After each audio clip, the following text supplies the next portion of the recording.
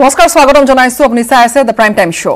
খিলঞ্জিয়াৰ সাংবিধানিক ৰক্ষা কবজক লৈ বিজেপি চৰকাৰৰ কুটিল ৰাজনীতি ফাদিল হৈছে 7 মাহে ৰাজ্য চৰকাৰে কেন্দ্ৰক নিদিলে 6 নম্বৰ দফা ৰূপায়ণ কমিটিৰ প্ৰতিবেদন আৰু এই কথা আজি প্ৰকাশিত হৈছে বা আজি ফাদিল হৈছে সংসদত কেন্দ্ৰীয় গৃহ ৰাজ্য মন্ত্ৰীৰ তথ্যৰ পিছতে ক্ষোভৰ জোৱাৰিতে দেখা গৈছে বিভিন্ন জনৰ মাজত বিশেষকৈ আসুৰ ফালৰ পৰা দেখা গৈছে ব্যাপক প্ৰতিক্ৰিয়া 6 নম্বৰ দফাক লৈ পুনৰ চৰকাৰে যেন এখন নাটক ৰচনা কৰিলে অভিযোগ উত্থাপন কৰিছে বিভিন্ন পক্ষই কিয়নো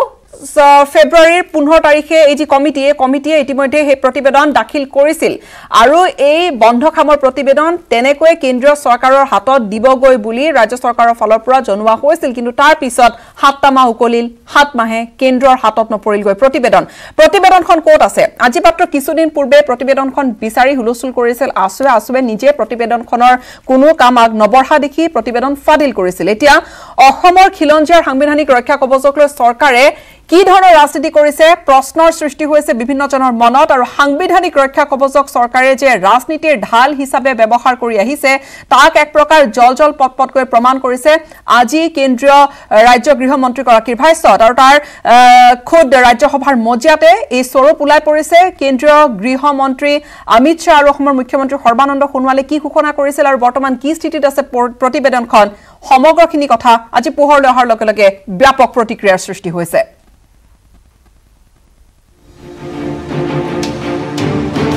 6 নম্বৰ দফাক লৈ পুনৰ চৰকাৰৰ নাটক 7 মাহে কেন্দ্ৰৰ হাতত নপৰিল প্ৰতিবেদন অসমৰ খিলঞ্জিয়াৰ সাংবিধানিক ৰক্ষা কবজক লৈ চৰকাৰে ৰচনা কৰা কুটিল ৰাজনীতি ফাদিল ৰাজনীতিৰ হাতৰাত বন্দী 855 গৰাকীৰো অধিক শ্বহীদৰ আত্মবলিদানৰ ফচল অসম চুক্তিৰ 6 নম্বৰ দফা যুগ ধৰি অসমৰ খিলঞ্জিয়াই বিচাৰি অহা সাংবিধানিক ৰক্ষা কবজক চৰকাৰে যে ৰাজনীতিৰ ঢাল হিচাপে ব্যৱহাৰ কৰি আহিছে তাক জল পটকৈ প্ৰমাণ কৰিবলৈ বেছি পৰ নালাগিল তাৰ জ্বলন্ত প্ৰমাণেয়া খুদ ৰাজ্যসভাৰ মজিয়াতে স্বৰূপ ওলাল কেন্দ্ৰীয় গৃহমন্ত্ৰী অমিত শাহ আৰু অসমৰ মুখ্যমন্ত্ৰী সৰ্বানন্দ সোণোৱালৰ সদম্ভ ঘোষণাৰ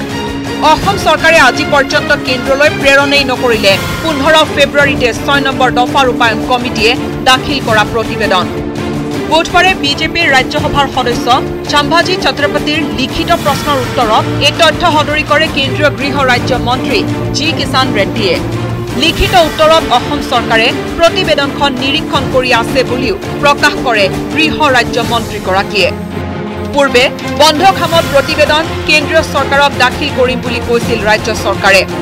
কিন্তু মাহৰ পিছত মাহ ধৰি দফা ৰূপায়ণৰ কাম আগ নবঢ়াত খুব উজাৰিছিল কমিটিৰ অধ্যক্ষ বিপ্লৱ কুমাৰ শৰ্মাই শেহতীয়াকৈ আসুৱে ৰাজহুৱা কৰিছিল কমিটিৰ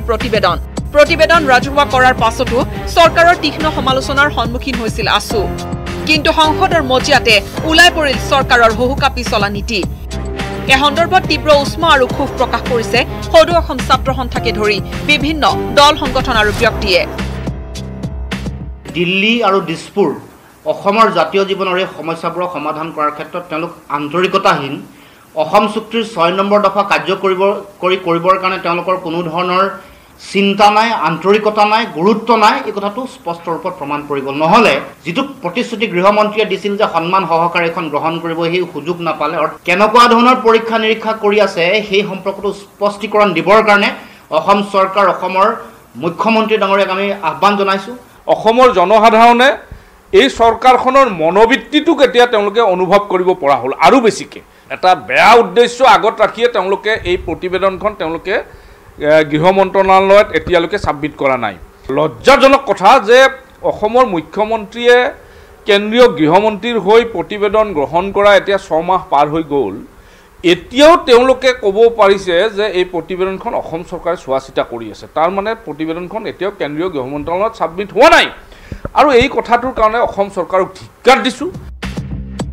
অসম চুক্তিৰ 6 নম্বৰ দফা ৰূপায়ণ কৰাৰ বাবে কেন্দ্ৰই গঠন কৰি দিছিল এখন উচ্চস্তৰীয় কমিটিয়ে প্ৰতিবেদন দাখিল কৰা মাত্ৰকে কাৰ্যকৰীকৰণৰ কথা সভা সমিতিয়ে দৃঢ়তাৰে ঘোষণা কৰিছিল কেন্দ্ৰীয় গৃহমন্ত্ৰীকে ধৰি অসমৰ মুখ্যমন্ত্ৰীয়ে কিন্তু এতিয়া ফুটুকাৰ ফেনত পৰিণত হোৱাৰ পথত চৰকাৰী আশ্বাস আৰু প্ৰতিশ্ৰুতি অসম আৰু অসমীয়াৰ প্ৰতি যে কেন্দ্ৰৰ কোনো দায়বদ্ধতা নাই সেয়া পুনৰবাৰ স্পষ্ট হ'ল bureau' report news 18 Assam north east গোটেইখিনি আশ্বাস কৰবাত এতিয়া ফুটুকাৰ ফেনত পৰিণত হৈছে নেকি বা চৰকাৰী আশ্বাস আৰু প্ৰতিশ্ৰুতি ক'ত গ'ল স্বাভাৱিকতে এনেবোৰ কিছু প্ৰশ্ন উত্থাপন হৈছে অতিথি আছে মোৰ হৈতে কেইবাগৰাকীও আৰু তেওঁলোকৰ হৈতে বিষয়টো আলোচনা কৰিম বিজেপি নেতা ঋতুবৰণ শৰ্মা আছে ষ্টুডিঅ'ত স্বাগতম জনাইছো আপোনাক আৰু পোনপটীয়া সম্প্ৰচাৰত সংযুক্ত হৈছো আন এগৰাকী সক্ৰিয় ৰাজনৈতিক কৰ্মী মীৰা বৰঠাকুৰৰ হৈতে সংযুক্ত হৈছো আপোনাকো স্বাগতম জনাইছো কিছু সময় পিছতে কংগ্ৰেছৰ প্ৰতিনিধিগৰাকী সংযুক্ত হ'ব ষ্টুডিঅ'ৰ পৰা মই প্ৰথমে শৰ্মা ডাঙৰী আপোনাৰ ওচৰলৈ আহিছো ইমান দিনে আসলতে যি প্ৰশ্ন ৰাজ্যবাসীৰ মনত আছিল যে ক'ত আছে প্ৰতিবেদনখন ক'ত আছে কি পৰ্যায়ত আছে কেন্দ্ৰক দিয়া হৈছে নে নাই নে ৰাজ্য চৰকাৰৰ হাততে আছে আজি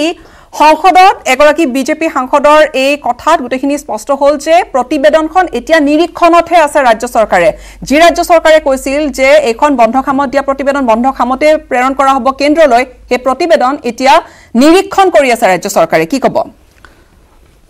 আজি লোকসভাৰ এটা বিষয়বস্তুৰ ওপৰত আৰম্ভণিতে আপুনি অসম চৰকাৰ তথা কেন্দ্ৰীয় চৰকাৰক দোষাৰোপ কৰিছে যে অসম চুক্তি 6 নং দফা ৰূপায়ণৰ ক্ষেত্ৰত আমি কোনো ধৰণৰ সিৰিয়াছনেছ দেখুৱা নাই বা আমি যি ধৰণে আগবাঢ়িব লাগিছিল আগবাঢ়িব পৰা নাই মই প্ৰথমেই আপোনাৰ এই কথাখিনিৰ লগত মই একমত হ'ব নোৱাৰিম যে বন্ধ খামৰ কথাটো উল্লেখ কৰিছে হয় কিন্তু এটা কথা মনত ৰাখিব অসম আন্দোলন অসম চুক্তি আৰু অসম চুক্তিৰ 6 নং দফা এই গোটেই প্ৰক্ৰিয়াটো যোৱা ৩৫টা বছৰ এই গোটেই প্ৰক্ৰিয়াটোৰ মাজত আৰু আমি সকলোৱে অসমত বসবাস কৰা প্ৰত্যেকগৰাকী ব্যক্তিৰ মনত এটা কথা নিশ্চিতভাৱে আছে যে অসম চুক্তিৰ আত্মাই হ'ল 6 নং দফা এই কথাটো আমিও উপলব্ধি কৰোঁ কিন্তু যোৱা ৩৫টা বছৰে বহু চৰকাৰ আহিল বহু চৰকাৰ গ'ল আৰু বেছিভাগ সময় যেটো কংগ্ৰেছ আৰু একেৰাহে তিনিটা কাৰ্যকাল কংগ্ৰেছেও অসমক শাসন কৰিছিল কিন্তু আজি কেৱল বিজেপি নেতৃত্বাধীন এই চৰকাৰৰ সময়ছোৱাতহে কাগজৰ পৰা গৈ অৰ্থাৎ পেপাৰৰ পৰা গৈ পাৰ্লিমেণ্ট পালেগে পাৰ্লিমেণ্টৰ পৰা আহি সমিতি হ'লগে সমিতিয়ে প্ৰতিবেদন দিলে প্ৰতিবেদনত যিবোৰ কথা আছে সেই কথাবিলাক পৰৱৰ্তী সময়ত ৰূপায়ণৰ বাবে 2 বছৰ সময় প্ৰতিবেদনতে আছে বুলি সদৌ অসম ছাত্ৰ সন্থা আৰু অসম জাতীয়তাবাদী যুৱ ছাত্ৰ পৰিষদে যদিও তেখেতসকলে নিজাববীয়াকে আগতীয়াকৈ প্ৰতিবেদন ফাদিল কৰিছে কথা যেতিয়া আছুৱে উত্থাপন কৰিছে মই মাজতে অকণমান হস্তক্ষেপ কৰিছো আছুৱে কৈছিল যে 2 বছৰৰ যি কথাখিনি আছিলে সেইখিনি আচলতে আপোনালোকৰ প্ৰভাৱশালী মন্ত্ৰী হিমন্ত বিশ্ব শৰ্মা অকণমান বেলেগ ধৰণে ব্যাখ্যা কৰিছিল কথাখিনি আচলতে প্ৰতিবেদনত তেনেকুৱা নাই প্ৰতিবেদন যিয়ে পৰিছে সেইখিনি কথা স্পষ্টকৈ ইতিমধ্যে গম পাইছে বুলি আছুৱে এইখিনি কথা দাবী কৰিছিল এতিয়া মোৰ কথাটো হ'ল যে যি ধৰণে আপোনালোকে ক'লে যে আমি দায়বদ্ধ নহয় কিন্তু এটা কথা মই স্পষ্ট কৰিব বিচাৰিছো যে অসম চুক্তিৰ ৰূপায়ণ আৰু অসম চুক্তিৰ ৰূপায়ণ অসম চুক্তিৰ ভিতৰত থকা 6 নং দফা ৰূপায়ণৰ ক্ষেত্ৰত ভাৰতীয় জনতা পাৰ্টি নেতৃত্বাধীন চৰকাৰখন 100% দায়বদ্ধ কেন্দ্ৰত ভাৰতীয় জনতা পাৰ্টি চৰকাৰ অসমত ভাৰতীয় জনতা পাৰ্টি নেতৃত্বাধীন চৰকাৰ আৰু এতিয়ালৈকে যেহেতু মই এই কথাটো মই বুজি পোৱা নাই যেহেতু কেন্দ্ৰীয় গৃহমন্ত্ৰীৰ পৰামৰ্শ মতে অসম চুক্তি ৰূপায়ণৰ 6 নং দফাৰ সমিতি যিখন সেই সমিতি পৰামৰ্শ সমিতিখনে প্ৰতিবেদনখন অসম চৰকাৰক কেন্দ্ৰীয় গৃহমন্ত্ৰী তথা কেন্দ্ৰীয় গৃহ দপ্তৰৰ পৰামৰ্শ মতে অসম চৰকাৰক দিলে দুইখন চৰকাৰ আমাৰ আৰু কেন্দ্ৰ আৰু অসম চৰকাৰে মিলিয়ে এই প্ৰতিবেদনত থকা গোটেই বস্তুবিলাক সঁচা অৰ্থত কাৰ্য ব্যৱস্থাত আমি আনিব লাগিব আৰু ইতিমধ্যে মই জনাবলৈ পাই সুখী হৈছো যে সেই প্ৰতিবেদনত থকা বহু বস্তু এটা প্ৰতিবেদন বিশেষকৈ নিৰ্দিষ্টকৈ কি আছে আমি ক'ব পৰা নাই কিন্তু যেহেতু সদৌ অসম ছাত্ৰ সন্থাই প্ৰতিবেদনৰ কিছু কথা ফাদিল কৰিছে গতিকে সেই কথাৰে গইনালৈ মই ক'ব বিচাৰিছো যে অসমৰ সাহিত্য সংস্কৃতি কলা কৃষ্টি জাতি মাটি ভেটি অস্তিত্ব ইত্যাদি ইত্যাদি যিবিলাকৰ ৰক্ষণাবেক্ষণ দিয়াটো 6 নং দফাৰ মূল বিষয়বস্তু সেই বিষয়বস্তুবিলাকক সঁচা অৰ্থক ব্যৱহাৰিক দিশত তাৰ বহু সমস্যাৰ সমাধান কিন্তু ইতিমধ্যে এই চৰকাৰখনে যোৱাটো কাৰ্যকালত অৰ্থাৎ আমাৰ 4.5 বছৰীয়া কাৰ্যকালত বিভিন্ন আঁচনি সফল ৰূপায়ণৰ দ্বাৰা আমি প্ৰতিপন্ন কৰিছো মোক যদি সময় দিয়ে মই মীৰা বৰঠাকুৰ আপোনাৰ ওচৰলৈ আহিছো তেওঁ গোটেইখিনি অপেনিং কমেণ্টছত গোটেইখিনি কৈছে যে চৰকাৰ দায়বদ্ধ আৰু আমি যি ধৰণে কৈছো আমি ভুল কৈছো তেওঁ খণ্ডন কৰিছে আমি যিখিনি কথা কৈছো যে চৰকাৰৰ গোটেইখিনি কথা কৰবাত ফুটুকাৰ ফেনত পৰিণত হৈছে নেকি বিজেপি নেতাগৰাকীয়ে খণ্ডন কৰিছে আপুনি তেওঁৰ ভাষ্যখিনি শুনিলে আপোনাৰ মতামত কি 7 মাহে ৰবলগীয়া হ'ল আমি এতিয়া গম পাইছো যে আসলতে হেখন প্ৰতিবেদন কেন্দ্ৰৰ ওচৰলৈ যোৱাই নাই এতিয়া ৰাজ্য চৰকাৰৰ হাততে আছে না চাওক মোৰ কোনো প্ৰতিক্ৰিয়া মই বিশেষ মানে হ'বলগীয়া কথাটো নাই মই আগতে আপোনাক কৈ আছো যে এই চৰকাৰখন বাকী আৰু ফাকিৰ চৰকাৰ কাৰণ মই আগতেই জানো যে এওঁলোকে আমাৰ গোটেই আন্দোলনটোক স্থিমিত কৰিবৰ কাৰণে এওঁলোকে মানে আমাক বেলেগ এটা দিশত তেওঁলোকে লৈ যাবৰ কাৰণে উচ্চস্তৰীয় প্ৰতিবেদনখন তেওঁলোকে দিবৰ কাৰণে কৈছিলে আৰু সেকেন্ড কথাটো হৈছে তেওঁলোকে যেহেতুকে চেন্ট্ৰেল গৃহমন্ত্ৰীলৈ পঠোৱা মানে সিল এনভলপ এটা কেনেকৈ ইয়াত খুলি চাবলৈ পালে হেতু হৈছে 1 নম্বৰৰ কথা দ্বিতীয় কথাটো হৈছে আপোনালোকে অসম চুক্তিত 6 নং দফাটো এনেও কাৰ্যকৰী তেওঁলোকে নকৰে মই একদম মানে আসল কথাটো কৈছোঁ এওঁলোকে গজালবোৰ ক'ত মাৰিছে অসম চুক্তি আপুনি নুমলীগড় ৰিফাইনেৰী আপোনালোকে আজি ভালকৈ চাওক আপোনালোকে তাত তেওঁ ৰাছিয়াৰ এটা কোম্পানীয়ে ইতিমধ্যে নিবিদা দিব ওলাইছে এওঁলোকে এইবিলাক চব অসম চুক্তিৰ অসম আন্দোলনৰ আধাৰত গঠিত ৰাজহুৱা সম্পদ সকলো নিলাম কৰিছে ক'ত 6 নং দফাৰ কথা আছে 6 নং দফাটোত তেওঁলোকেতো নস্বাত কৰিছে তাৰ আগত 5 নং দফাত তেওঁলোকে কেনেকৈ 5 নং দফাটোক তেওঁলোকে অতৰাই দি আকৌ তেওঁলোকে তাৰমানে আফগানিস্তান পাকিস্তান এইবিলাকৰ পৰা তেওঁলোকে মানুহ আনিব বিচাৰিছে গতিকে গোটেই অসম চুক্তিখন ইতিমধ্যে এওঁলোকে শেষ গজালটো মাৰিলে গতিকে সৰ্বানন্দ সোণোৱাল ডাঙৰীয়াই একচুৱেলি কেন্দ্ৰত আৰম্ভণিতে আপোচ কৰিছে গতিকে তেওঁ এতিয়া কেন্দ্ৰত আৰু কোনো ব্যৱস্থা নাই গতিকে আজি তেওঁৰ বডি লেংগুৱেজটো আপুনি চাব তেওঁ বুজিছে যে IMDT এক্ট বাতিল কৰি তেওঁ জাতীয় নায়ক হোৱা মানুহজনে আজি অসম চুক্তিত এফালৰ পৰা নুমলীগড় ৰিফাইনাৰীৰ পৰা গোটেই অসমৰ থলুৱা সম্পদত গজাল মাৰি অহা কথাটো বুজিছে কিন্তু তেওঁ একচুৱেলি আপোচ প্ৰথমতে কৰাৰ কাৰণে উপায় নাইকিয়াৰ কাৰণে তেওঁ চাৰেণ্ডাৰ কৰিছে তেওঁ জানে এইবিলাক নহয় গতিকে আৰু দুদিনমানৰ পিছত প্ৰত্যুত্তৰ দিব নোৱাৰিব কাৰণ তেওঁ দেখিছে যে ইয়াৰ ৰিজাল্টটো কি হ'ব গতিকে এইখন বাকী আৰু ফাকিৰ চৰকাৰ আপোনালোকে এতিয়া বেলেগসকলে কৈ আছে মই আৰম্ভণিৰ পৰাই কৈ আছোঁ কথাবিলাক অসমৰ ৰাইজে বুজিবলৈ চেষ্টা কৰক মীৰা বৰঠাকুৰৰ মতে বাকী আৰু ফাকিৰ চৰকাৰ চলিছে মই পুনৰ আহিম আপোনাৰ ওচৰলৈ দিলীপ শৰ্মা আপোনাক স্বাগতম জনাইছোঁ কংগ্ৰেছ নেতা দিলীপ শৰ্মা আমাৰ সৈতে সংযুক্ত হৈছে আমি পূৰ্বতেও এই ধৰণৰ এটা অনুষ্ঠানত আমি দিলীপ শৰ্মাৰ পৰা আমি এই ধৰণৰ অনুষ্ঠান এটাত আমি প্ৰতিক্ৰিয়া লৈছিলোঁ মই এতিয়া সুধিবলৈ বিচাৰিছোঁ আজি আমি গম পাইছোঁ যে 6 নম্বৰ দফাৰ যিখন প্ৰতিবেদন আছিল ৰূপায়ণ কমিটিয়ে যি প্ৰতিবেদন দাখিল কৰিছিল সেইখন আচলতে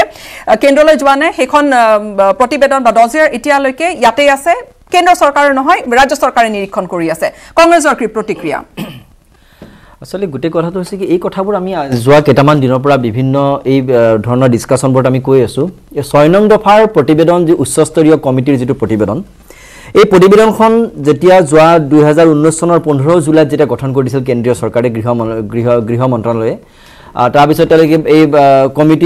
কমিটিয়ে বিভিন্ন ষ্টেক হোল্ডাৰ কথা পাতি বিভিন্ন বিষয় তাত সন্নিবিষ্ট কৰি প্ৰতিবেদন ৰেডি কৰিলে আৰু যোৱা 10 ফেব্ৰুৱাৰীত এইখন কেন্দ্ৰীয় গৃহমন্ত্ৰীক দিবলৈ গ'ল দিল্লীত কিন্তু কেন্দ্ৰীয় গৃহমন্ত্ৰী ডাঙৰীয়াই তেওঁলোকক সময় নিদিলে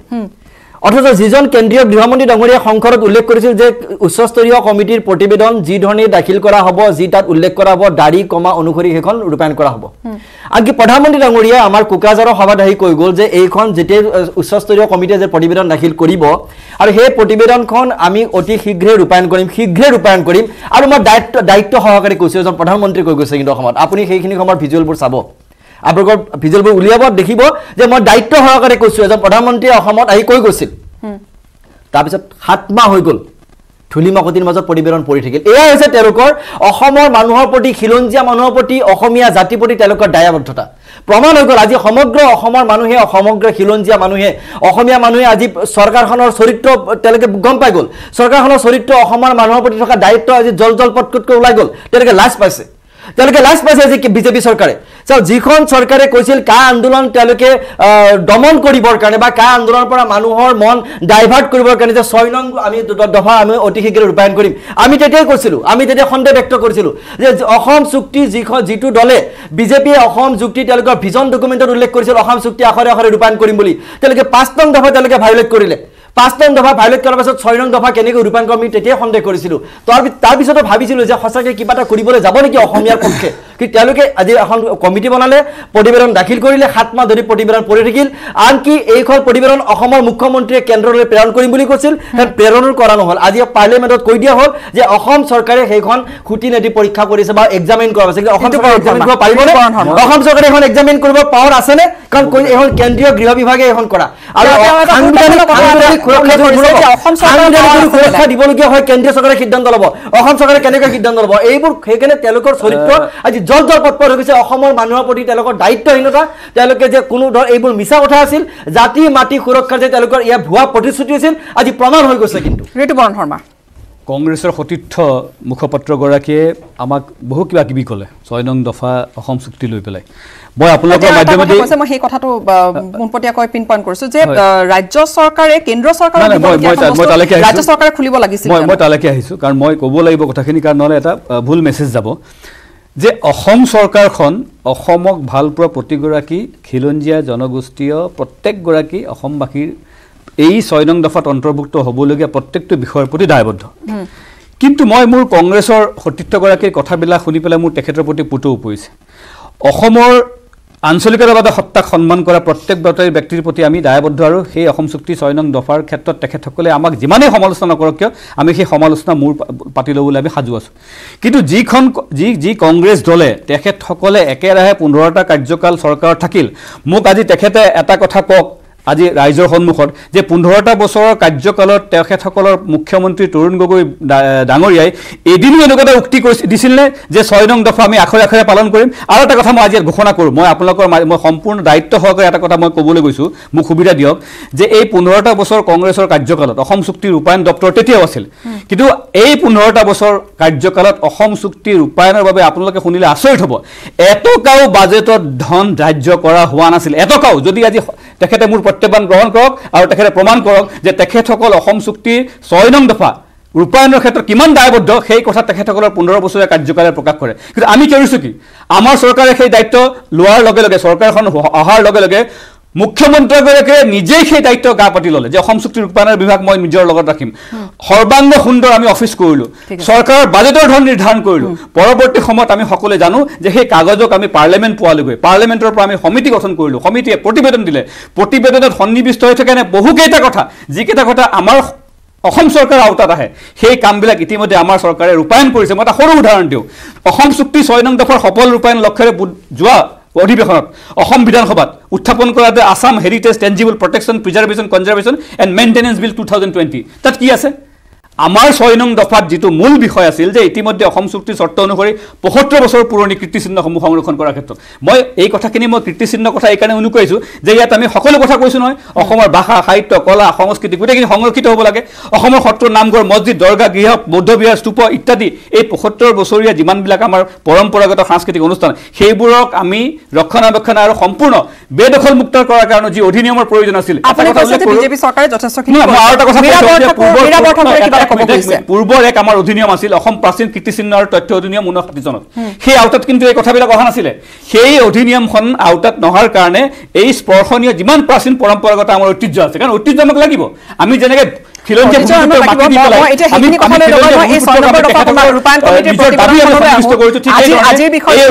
ঐতিহ্যবমিত ভৱন স্মৃতিশুদ্ধ ভাস্কৰ্য ছবি অসমীয়া ভাষা অসমীয়া ভাষা হৈ থাকক গোটেইবিলাক বস্তু সন্নিৱিষ্ট কৰা হৈছে অসম চৰকাৰে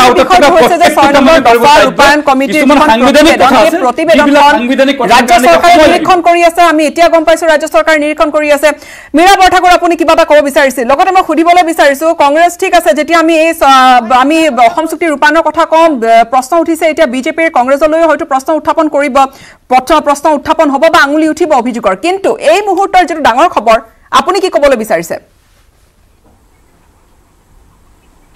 না মই কৈছোঁ যে কংগ্ৰেছে কৰা গোটেই অপশাসনৰ কাৰণে এইটো পৰিৱৰ্তনৰ নামততো তেওঁলোকক অনা হৈছিলে এতিয়া বিজেপিয়ে কংগ্ৰেছে কি নকৰিলে আমি সেইকাৰণে নি পেলাই ডাষ্টবিনত থৈছোঁ কংগ্ৰেছে নিয়া নাছিলে আমি ডাষ্টবিনত থৈছোঁ সেইকাৰণেতো পৰিৱৰ্তন আমি মানা নাছিলোঁ প্ৰশ্নটো হ'ল মই কেৱল আপোনালোকৰ নিচিনা আভুৱা ভৰা নাই বুজিছোঁ মই বুজিলোঁ মই সেইকাৰণে মই কৰাখিনিও কৈছোঁ আৰু আছে ক'বলৈ আমি এতিয়া ৰ'ব না মই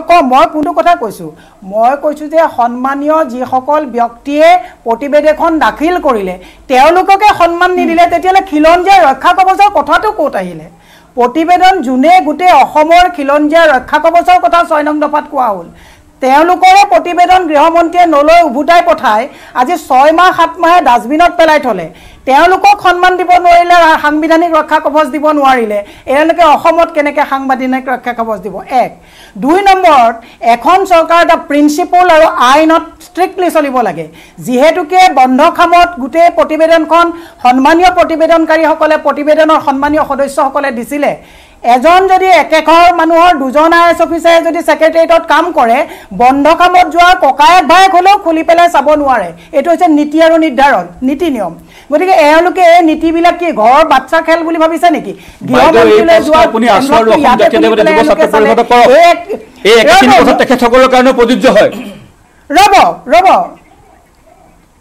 না মই সেই কথাটোৱে কৈছোঁ মই কোনটো কথা কৈছোঁ মই আছো খুদা কথাটো শুনক প্ৰতিবেদনখন কি কাৰণে 7 মাহলৈকে কোনো আনসাৰ আপোনালোকে নিদিলে তাৰ পিছত কিয় ৰাজহুৱা কৰিবলগীয়া হ'ল এটো ছাত্ৰ সন্থাই দিব ছাত্ৰ সন্থাৰ কথাটো মই নকওঁ ইতিমধ্যে তেওঁলোকে কৈ আছে কিন্তু ছাত্ৰ সন্থাই কবা ভুল কৰিলে কংগ্ৰেছে ভুল কৰিলে আপোনালোকে এবিলা ভুলৰ অনুকৰণৰ আপোনালোকে খাতাখন বহাই যাব নেকি গতিকে মই এটা কথা অসমৰ ৰাইজৰ জ্ঞাতাৰ্থে ক'ব বিচাৰিছোঁ এওঁলোকে কোনো সাংবিধানিক ৰক্ষা কবচ দিব নোৱাৰে অসম চুক্তি ইতিমধ্যে নস্যাত হৈছে অসম চুক্তি যদি নস্যাত নহয় আজি তাৰিখত মই আপোনালোকক জ্ঞাতাৰ্থে জনাইছোঁ নুমলীগড়ত আপোনালোকৰ ৰাছিয়াৰ এটা কোম্পানীয়ে যেটো তাক নিলামত লবৰ কাৰণে কি তেওঁলোকে ব্যক্তিগতকৰণ কৰিবৰ কাৰণে যেটো নিবিদা তৈয়াৰ কৰিছে সেইবিলাক গজাল এটা এটাকে মাৰি আহাৰ পিছত তাৰ পিছত 5 নং দফাত যেটো কৈছিলে বহিৰাগত চিনাক্তকৰণ তাৰ পিছত বিতৰণ কৰা 5 নং দফাত যদি তেওঁলোকে ন্যায্যতা দিয়ে তেতিয়া তেওঁলোকে কা আনিব নোৱাৰে গতিকে এই কথাবিলাকৰ বিভ্ৰান্তি বিলাক অতৰুৱাৰ উচিত সময়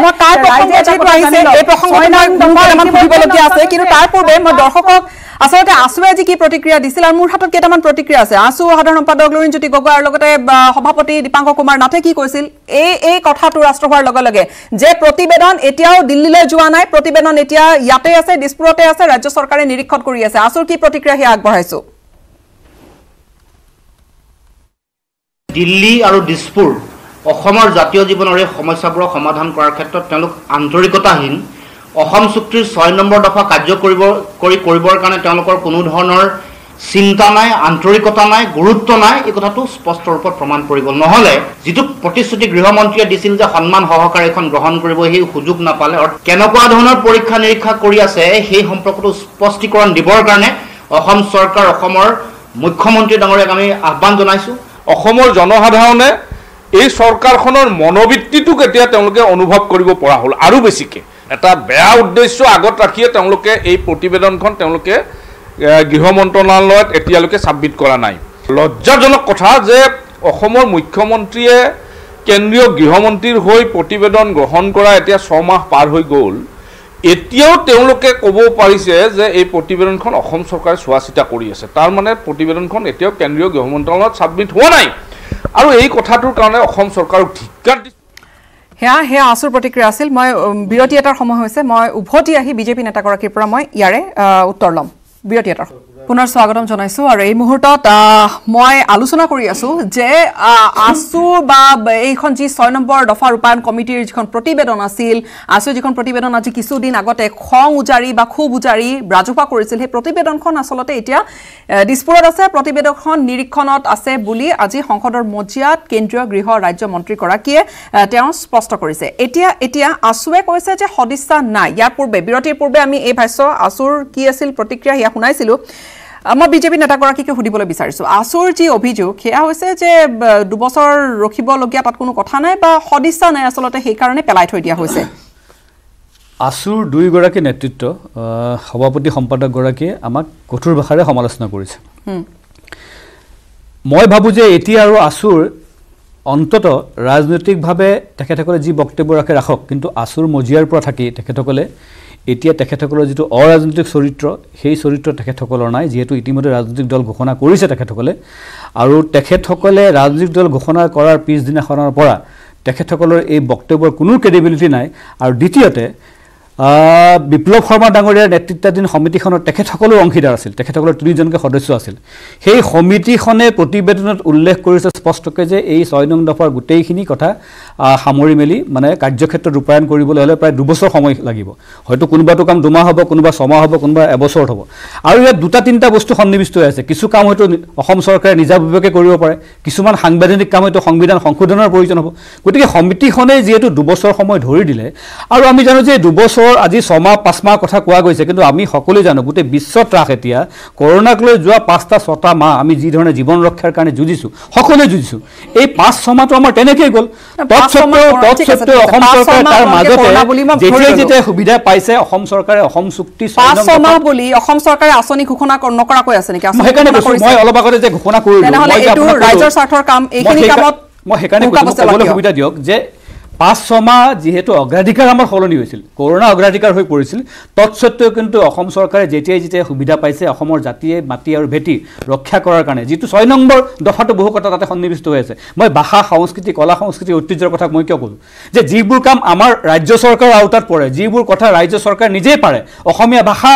পঞ্চমমান শ্ৰেণীলৈকে যিটো মানে বাধ্যতামূলক কৰাটোৰ ওপৰত এটা উদাহৰণ দিছোঁ যে জনগোষ্ঠীয় সাহিত্য সভাকে আৰম্ভ কৰি সকলোকে তেখেতসকলৰ সাহিত্য সংস্কৃতি বিকাশ কৰাৰ কথাবিলাক এইবিলাকতো চৰকাৰৰ আওতাত আহে। তাৰ কাৰণে আমি 6 নং দফা মানে ৰূপায়ণৰ কাৰণে কিয় ৰৈ থাকিব লাগে? গতিকে চৰকাৰে সদিচ্ছা দেখুৱাইছে, গতিকে চৰকাৰৰ আওতাত থকা প্ৰত্যেকটো কামেই আমি কৰিছোঁ আৰু যিখিনি কাম 6 নং দফাত থাকিব সঁচা অৰ্থত যেতিয়া 6 নং দফাৰ কথা আহিব তেতিয়া আখৰে আখৰে প্ৰত্যেকটো কামেই এইখন চৰকাৰে কৰিব, এই লৈ আমি দায়বদ্ধ। ইয়াত কোনো সন্দেহ অসমবাসীৰ মাজত নাই। কেৱল আছুৰ নেতৃত্বাধীন যিসকল আছে তেখেতসকলে এটা আভুৱা বাঢ়িছে। মই এইকাৰণে কৈছোঁ যে তেখেতসকল শংকিত হৈছে। অসম চৰকাৰে যি ধৰণে ভূমি পট্টা বিতৰণৰ পৰা আৰম্ভ কৰি জনগোষ্ঠীয় সাহিত্য সভাসমূহক শক্তিশালী কৰাৰ কাৰণে আৰু ঐতিহ্য বিলসমূহ আনি আমি যি ধৰণে অসম চুক্তিৰ 6 নং দফাৰ কামবিলাক একাধিক্ৰমে কৰিব লৈছোঁ আৰু যিহেতু তেখেতসকল ৰাজনীতিত নামিছে যে বিজেপিক যদি আৰু বেছি সময় দিয়া যায় হয়তো তেনেহ'লে তেখেতসকলে আমাক সমালোচনা কৰিবলৈ তেখেতসকলৰ হাতত কোনো সমল নাথাকিব। সেইকাৰণে তেখেতসকলে তড়িৎ গতিৰে সময়লৈ নৰৈ পেলাই তেখেতসকলে অপৰিণত এটা সিদ্ধান্ত লৈ পেলাই 5 মাহ পিছত 6 মাহ পিছত তেওঁলোকে অযথা আমাক সমালোচনা কৰি অসম চুক্তিখন ফাদিল কৰিছে। মই নাজানো যুক্তিসংগত হোৱা নাই, সেইটো কথা কিন্তু অসমবাসী ৰাইজে প্ৰত্যক্ষ কৰিছে। আৰু এটা কথা মই কওঁ, অসমবাসী ৰাইজ আশ্বস্ত যে 6 নং দফাত অন্তৰ্ভুক্ত হোৱা যিসমূহ কথা থাকিব সেইবোৰ যদি কোনোবা ৰাজনৈতিকভাৱে কোনোবা যদি আজি অসমত যদি প্ৰতিষ্ঠা কৰে বা অসমত যদি সেইবোৰ কাম কৰিবলৈ লয় একমাত্ৰ ভাৰতীয় জনতা পাৰ্টীৰ নেতৃত্বাধীন চৰকাৰখনে কৰিব পাৰিব। এই বিশ্বাস কিন্তু ৰাইজৰ আছে। ৰাইজৰ বিশ্বাস আছে। দিলীপ শৰ্মা কি কয়? ৰাইজে বিশ্বাস কৰে বুলি বিজেপি নেতাগৰাকী দাবী কৰিছে, কংগ্ৰেছৰ কি ভাষ্য? কথাটো এনেকুৱা চাওক, মানে মই বিষয়টোৰ ভিতৰতে থাকিব খুজিছোঁ, বিষয়টো পাৰ হৈ যাবলৈ বিচৰা। তেখেতে আমাৰ বিজেপিৰ প্ৰতিনিধিগৰাকী বিভিন্ন বিষয় তেখেতে কৈছে, তেখেতসকলৰ অন্যান্য বিষয়লৈকে গৈছে। মই এইকাৰণে যাবলৈ বিচৰা নাই। বিজেপিৰ যদি মই অন্যান্য কথা ক'বলৈ যাওঁ তেখেতসকলৰ ব্যৰ্থতা আৰু প্ৰবঞ্চনাৰ কথা যদি গাবলৈ যাওঁ মোক 5 ঘণ্টা সময় লাগিব। গতিকে মই সেই বিষয়টো সম্পূৰ্ণ এৰাই চলিছোঁ। অকল 6 নং দফাৰ ভিতৰত মই থাকিবলৈ বিচাৰিছোঁ, কাৰণ বাকী আৰু ব্যৰ্থতা প্ৰবঞ্চনাৰ কথাবোৰ নকওঁ, সেইবোৰ অসমৰ ৰাইজে দেখিছে। এই কথাটো হ'ল কি, এই উচ্চস্তৰীয় কমিটিখন মই পূৰ্বতে ক'লোঁ যে গঠন কৰিছিল কেন্দ্ৰীয় চৰকাৰে, গৃহ বিভাগে, গৃহ মন্ত্ৰালয়, অসম চুক্তি ৰূপায়ণ বিভাগৰ দ্বিতীয়টা নোডেল ডিপাৰ্টমেণ্ট। তাৰপিছত এইখন আমি সকলোৱে মই আগতে পূৰ্বতে 2-এটা কথা কৈ গ'লোঁ। তাৰপিছত আমি আশা কৰিছিলোঁ যে এইখন তেওঁলোকে ৰূপায়ণ কৰিব, কাৰণ কেন্দ্ৰীয় গৃহমন্ত্ৰীগৰাকীয়ে কৈ দিলে, কেন্দ্ৰীয় গৃহমন্ত্ৰীগৰাকীয়ে সংসদত কৈ দিলে যে এইখন প্ৰতিবেদন দাখিল কৰাৰ লগে লগে আমি এসপ্তাহৰ ভিতৰতে ৰূপায়ণ আৰম্ভ কৰি দিম। প্ৰধানমন্ত্ৰী ডাঙৰীয়া মই পূৰ্বতে কৈছোঁ, কৈ গ'ল অসমৰ কোকৰাঝাৰত আহি কৈ গ'ল আমাৰ ৰাজ্যৰ যে মই দায়িত্ব সহকাৰে কৈছোঁ মই এজন প্ৰধানমন্ত্ৰী, আপোনালোকে ভিজুৱেলবোৰ চাওক। তেনেকুৱাকৈ বক্তব্য ৰাখি গ'ল যে আমি ক্ষীপ্ৰ গতিৰে ৰূপায়ণ কৰিম। তাৰপিছত 7 মাহ কিয় পেলাই থ'বলগীয়া হ'ল? বিপ্লৱ শৰ্মা ডাঙৰীয়াৰ নেতৃত্বত কমিটিখনে কৈছিল হয় 2 বছৰৰ ভিতৰত প্ৰতিবেদন ৰূপায়ণ কৰিলে হ'ব। তাৰমানে এনেকুৱা অৰ্থ নেকি যে 23 মাহ পেলাই থ'ব, 24 নম্বৰ মাহত তেওঁলোকে ৰূপায়ণ কৰিবৰ কাৰণে আগবাঢ়িব, এই 1 মাহত ৰূপায়ণ কৰিবলগীয়া সেইখন সক্ষম হ'ব নেকি? 7 মাহ 23 মাহলৈকে যদি ৰৈ থাকে প্ৰচেছ আৰু দীঘলীয়া হৈ গৈ থাকে। মই কৈছোঁ তাৰে কথাটো এনেকুৱা, তাৰমানে আৰু অসমৰ মুখ্যমন্ত্ৰী ডাঙৰীয়াক যেতিয়া এখন ছাবমিট কৰা হৈছিলে, দাখিল কৰা হৈছিলে, তেখেতে কৈছে আমি বন্ধ সময়ৰ ভিতৰত আমাক দিছে, আমি বন্ধ সময়ৰ ভিতৰত আমি দিল্লীলৈকে প্ৰেৰণ কৰিম। তেওঁ প্ৰেৰণ নকৰিলে। ইয়াত কিছুমান কথা আছে। এইখন যদি ৰূপায়ণ কৰিবলৈ বিজেপি চৰকাৰে যায়, মই আপোনাক কৈছোঁ এই চৰকাৰ উৎখাত হ'ব ইয়াত, কাৰণ তেওঁলোকক এতিয়া তেওঁলোকৰ তেওঁলোকৰ কাৰণে খিলঞ্জীয়া ভোট বেংক নহয়। খিলঞ্জীয়া মানুহৰ ভোট তেওঁলোকক প্ৰয়োজন নাই। খিলঞ্জীয়া মানুহ বিপদত পৰক, খিলঞ্জীয়া মানুহ ধ্বংস হৈ যাওক, খিলঞ্জীয়া মানুহৰ বিনাশ হওক, তেওঁলোকৰ সেইটোলৈ কোনো চিন্তা নাই। কাৰণ খিলঞ্জীয়া মানুহে তেওঁলোকক এতিয়া একো কৰিব নোৱাৰে, কাৰণ কিবা কৰিব পাৰে তেওঁলোকৰ ভয় থকা হ'লে আজি তেওঁলোকে এইখন ৰূপায়ণ কৰিলেহেঁতেন। অকণমান মই মাজত সোমাইছোঁ। মই আহিছোঁ মীৰা বৰঠাকুৰৰ ওচৰলৈ। মীৰা বৰঠাকুৰ, যেতিয়া নাগৰিকত্ব সংশোধনী আইন বিৰোধী এটা প্ৰবল প্ৰতিবাদ হৈছিল ৰাজ্যত, যি প্ৰতিবাদ এতিয়াও আমি বিভিন্ন ঠাইত আমি দেখি আছোঁ প্ৰতিবাদ হৈ আছে, সেই প্ৰতিবাদৰ সময়ছোৱাত আচলতে কোৱা হৈছিল বিভিন্ন মঞ্চত যে এইখন নাগৰিকত্ব সংশোধনী আইনে কোনো ধৰণৰ ক্ষতি নকৰে, তাৰ বিনিময়ত 6 নম্বৰ দফা আছে আৰু 6 নম্বৰ দফাৰ প্ৰতিবেদন আমি পোৱাৰ লগে লগে কাৰ্যকৰী কৰাৰ আমি ব্যৱস্থা কৰিম, আখৰে আখৰে দাড়ি কমা সলনি নকৰাকৈ। আমি এই ধৰণৰ কথাবোৰ শুনিছিলোঁ। এতিয়া মোৰ প্ৰশ্নটো হৈছে যে ক'ৰবাত এই যে এক্সচেঞ্জ বা বাৰ্গেন এটা কৰা হৈছিলে, এয়া কেৱল নাগৰিকত্ব সংশোধনী আইনৰ বাবেহে এইখিনি জোৰ দি পেলাই সকলোৱে কথাখিনি ওলাইছিল নেকি বিজেপিৰ ফালৰ পৰা? আপুনি একদম শুদ্ধ কথা কৈছে। এইবাৰ আপুনি চবতছে ভাৰতৰ ভয়ংকৰ আৰু সংকটৰ কথাটো আপুনি চিন্তা কৰক, য'ত সাংসদসকলে প্ৰশ্ন কৰাৰ লোকসভাত অৱকাশ নাৰাখিলে। এনেকুৱা ভয়ংকৰ কথা সংসদত ক'ৰবাত দেখিছে? আমাৰ ইমানখিনি মানুহৰ সাংসদৰ যিখিনি ৰাইজৰ কথাখিনি নিৰ্বাচিত সংসদসকলে সংসদত সমস্যাসমূলকৰ প্ৰশ্ন উঠে, তাত ৰিজলিউশ্যন লয় তেওঁলোকে। এই মানে হেৰিটো সুবিধাটোৱে তেওঁলোকে নিদিলে। এইটো হৈছে 1 নম্বৰ কথা। আৰু এইবাৰ আপোনালোকে নিৰীক্ষণ কৰক, এওঁলোকে সংসদত এনেকুৱা মানে জনকল্যাণ বিমুখী এওঁলোকে বিল কিছুমান পাছ কৰিব, যেনেকৈ এওঁলোকে ইমান আন্দোলনৰ পিছতো কাখন এওঁলোকে কেবখন কৰিলে, এনেকুৱা বিভিন্ন বিল তেওঁলোকে এইবাৰ এক্ট কৰিব। গতিকে বিৰাট ভয়ংকৰ সময়ত আমাৰ সন্ধিক্ষণত আমি এতিয়া চলি আছোঁ। দ্বিতীয়তে বিজেপিৰ প্ৰবক্তাজনে কৈছে, মোৰ তেখেতৰ লগত ব্যক্তিগত কোনো কথা নাই, ৰাজনৈতিক উত্তৰণৰ মোৰ মানে সদায় হওক, মোৰ শুভেচ্ছা আছে। কথাটো হৈছে যে ৰাইজে অসমীয়া ৰাইজে আশ্বস্ত হৈছে বুলি তেওঁলোকে যে ৰাইজ বুলি কয়, আমাক বাৰু বাদ দিলে, আমিবিলাক বাৰু ৰাইজৰ ভিতৰত নপৰোঁ। উচ্চস্তৰীয় কমিটিখনেই আশ্বস্ত হ'ব পৰা নাই। 6 নং দফাটো যোনে প্ৰতিবেদন দিছে 7 মাহত তেওঁলোককে আশ্বস্ত কৰিব পৰা নাই, তেতিয়াহ'লে এখেতসকলে কোন ৰাইজৰ কথা কয় যে ৰাইজ আশ্বস্ত হৈছে? যোনে প্ৰতিবেদন দাখিল কৰিছে তেওঁলোকে গৃহমন্ত্ৰীৰ পৰা ওচৰত বিমুখ হৈ পেলাই উভতি আহি অসমত মানে তেওঁলোকে মুখ্যমন্ত্ৰীৰ হাতত প্ৰতিবেদন দিবলগীয়া হৈছে। উচ্চস্তৰীয় সন্মানীয় সদস্যসকল আশ্বস্ত হ'ব পৰা নাই, এখেতসকলে কয় যে মানে আমি ইংগিত আপুনি ক'ব বিচাৰিছে নেকি? ইংগিতটো তেতিয়া পোৱা গৈছিল যেতিয়া দিল্লীৰ পৰা এই প্ৰতিবেদনখন লৈ ঘূৰি আহিবলগীয়া হৈছিলে এই দলটো।